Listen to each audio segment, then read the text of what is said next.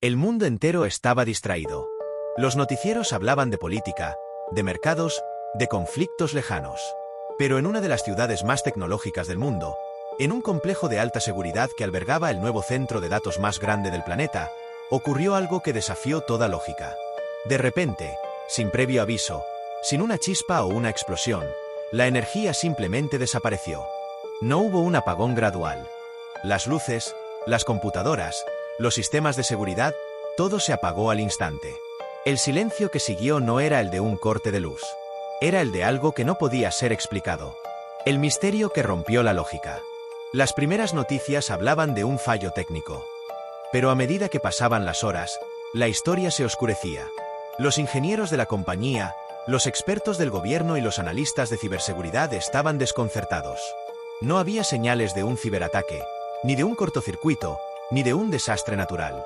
Las fuentes de energía de respaldo no se habían activado, y los equipos de emergencia no detectaron nada fuera de lo común.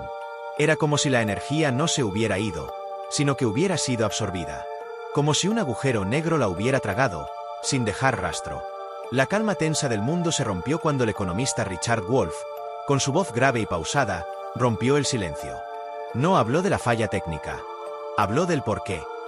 Esto no es un accidente, ni un acto de sabotaje convencional, advirtió. Este evento nos muestra la fragilidad de nuestro sistema energético y la llegada de un nuevo jugador en el tablero global. Un jugador que no usa balas, sino una tecnología que no entendemos. Un jugador que ha demostrado, con una sola acción, que tiene el poder de reescribir las reglas del juego. La conspiración silenciosa y el nuevo orden mundial. Wolff, citando a fuentes anónimas en el sector de la inteligencia, reveló la verdad. La energía no había desaparecido, había sido extraída. El centro de datos, construido con la más alta tecnología, había sido el objetivo perfecto para una demostración de poder. Un grupo, que Wolff se negó a identificar como una nación o una corporación, había desarrollado, o quizás descubierto, una nueva forma de energía limpia, eficiente e ilimitada. Y la demostración en el centro de datos era una advertencia. Una forma de decir que el sistema energético global, basado en el petróleo, el gas y las redes eléctricas, se había vuelto obsoleto de la noche a la mañana. El impacto de las palabras de Wolff fue un terremoto. Si esto era verdad, el mundo de la energía, la geopolítica y la economía tal como la conocemos, se acabaría. El petróleo, el gas, las energías renovables, todo se convertiría en reliquias del pasado.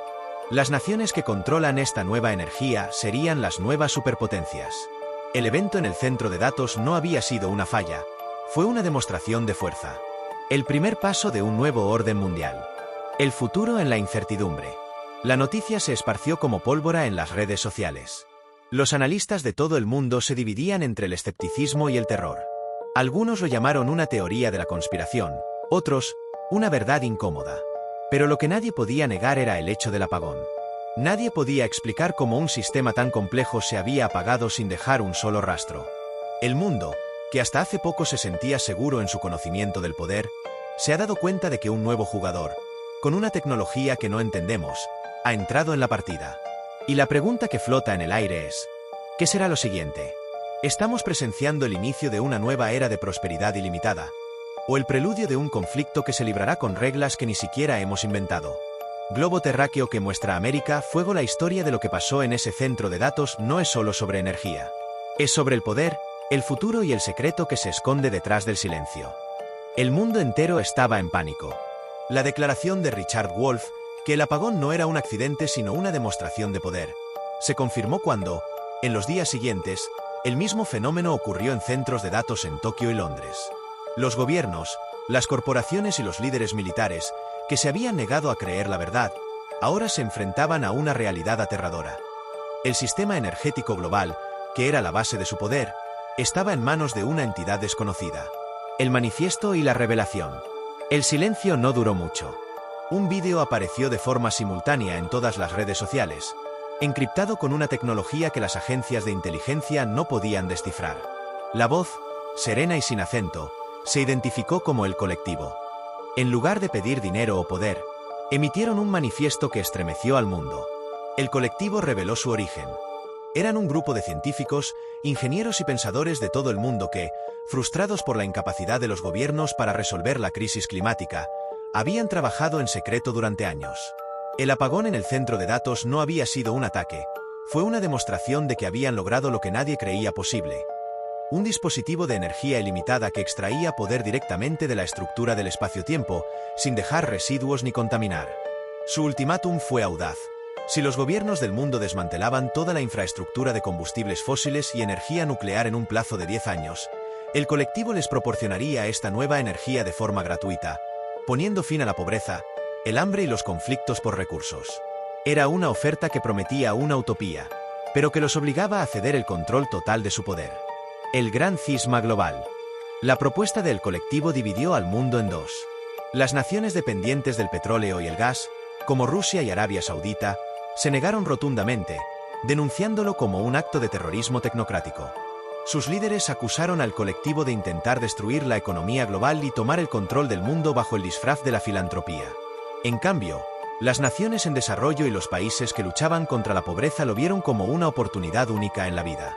El acceso a energía ilimitada y gratuita significaba que podían industrializarse sin dañar el medio ambiente, construir hospitales, escuelas y asegurar el bienestar de sus ciudadanos. Se formaron nuevas alianzas, y los viejos pactos de poder comenzaron a desmoronarse. Mientras el debate se intensificaba, el colectivo hizo un segundo y más poderoso movimiento. En un evento televisado en vivo, demostraron su poder. Delante de millones de personas, un pequeño dispositivo, que flotaba en el aire, comenzó a brillar. Y, ante la sorpresa de todos, toda una ciudad, que había sido desconectada del sistema eléctrico, se iluminó de forma instantánea. Las luces brillaron, los autos eléctricos se cargaron solos y la ciudad se transformó en una utopía de energía limpia y gratuita.